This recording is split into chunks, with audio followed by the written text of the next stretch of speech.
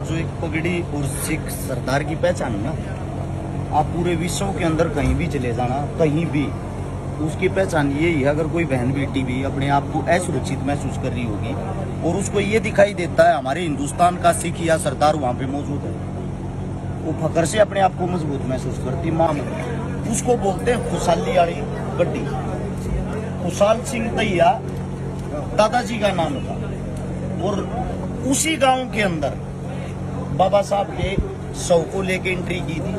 गांव इकट्ठा हो गया, भाई क्या बात है। उन्होंने बताया कि ऐसे ऐसे औरंगजेब की फौज पीछे लगी हुई है और वो बाबा साहब के शव को हमारे से छीन के वहां ले जाएंगे और उनके साथ दुर्गति करेंगे। उनका ये मानना है। ये मानने के बाद गांव इकट्ठा हो गया और गांव ने ये बोला बाबा साहब ने कुर्बानी हमारे लिए दी है, हम शव को नहीं ले जाने देंगे किसी भी हाल। खुशहाल सिंह दैया जो दादाजी थे, उनकी जो शक्ल सूरत थी, उनकी जो दाढ़ी और फेस था, वो सेम जो का तो बाबा साहब से मिलता था। उसने ये कहा अब यहाँ पे काम करो ना, औरंगजेब की फौज को बाबा साहब के शव को दे दो। सब उसकी तरफ क्रूरता से देख रहे, कैसा आदमी तू, कैसी बातें बोल रहा। उसने बताया एक बार इस चेहरे को देखो फिर मुझे देखो, मेरा बाबा साहब का चेहरा सेम है, मेरी गर्दन काट के और आप औरंगजेब की सेना को दे दो।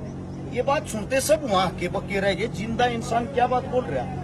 तब उन्होंने बोला भाई मैं ठीक बोल रहा हूँ, मैं मजाक नहीं कर रहा, मजाक का समय नहीं है। तो उसने बोला आपके शव को काटेगा कौन, काट के देगा कौन दान में। उसने बोला मेरे शव को मेरा खून काटेगा, मेरे पोते काटेंगे, मेरे बेटे काटेंगे, क्योंकि जिंदा दिल इंसान है। हमारी जो कौम है, हम जहाँ पैदा हुए हैं, संघर्ष करना और रक्त बहाना हमारा फर्ज है। तभी उनके जो पुत्र थे उन्होंने अपने दादाजी का शव काटा और उस शव को लेके हमारे जो आदमी थे, हमारी जो सेना थी, उस शव को लेके भाग लिए जानबूझ के औरंगजेब की साइड। औरंगजेब की जो सेना थी उन्होंने उसी टाइम उस शव को अपने कब्जे में ले लिया। वो खुशी के मारे उस शव को लेके दिल्ली की तरफ बढ़ लिए और बाबा साहब के शव को लेके वहां से पंजाब की तरफ रवाना कर दिया गया। समस्त गांव वहां से उस शव को कम से कम 50 किलोमीटर तक साथ चल के छोड़ दिया।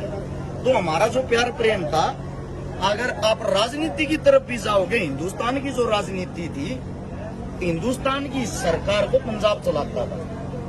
ये बात तब की है जब पाकिस्तान हिंदुस्तान एक साथ थे। जब जो राजनीति थी, राजनीति ने ये देखा कि जो पंजाबी लोग हैं, सरदार लोग हैं, पंजाब है, वे ज्यादा मजबूत, उनको कमजोर कैसे किया जाए। 40% हिस्सा बंटवारे में उन्होंने हिंदुस्तान की तरफ छोड़ दिया, 60% पाकिस्तान में चला गया। बीच की दरार पड़ गई, हमारे आदमियों को अलग अलग कर दिया। उसके बाद भी उन्होंने देखा कि जो पंजाब है वो अब भी राजनीति में सर्वश्रेष्ठ, उसको कमजोर कैसे किया जाए। तब हमारे बीच हिमाचल निकाला था, फिर हरियाणा निकाल दिया। हरियाणा निकालने के बाद जो 66 से 80 का जो दौर था, उसके बीच में कुछ चीजों को लेकर रिश्ते इतने खराब कर दिए कि ये आदमी एक दूसरे की शक्ल देखना पसंद ना करे। और उसके बाद जो 84 का हमला हुआ, 84 में जो दंगे हुए ना, उन दंगों में सरदारों को इतना बदनाम कर दिया गया कि कहीं आपको कोई दाढ़ी वाला भी दिखाई दे तो ये लगा लो ये आतंकवादी। ये तो भगवान का एक कर्म मान लो, कुछ भी मान लो। हाल फिलहाल कहीं न कहीं किसी भी बहाने से ये आंदोलन हो गया, आंदोलन का और कोई फायदा हुआ हो या ना हुआ हो, वापिस से वही भाईचारा, वही आदमी एक दूसरे पे यकीन करने लगे, एक दूसरे के साथ जुड़ गए। देश को पता लग गया सरदार है क्या, और देश को ये भी पता लग गया सच में सरदार है क्या। होता क्या बन गया।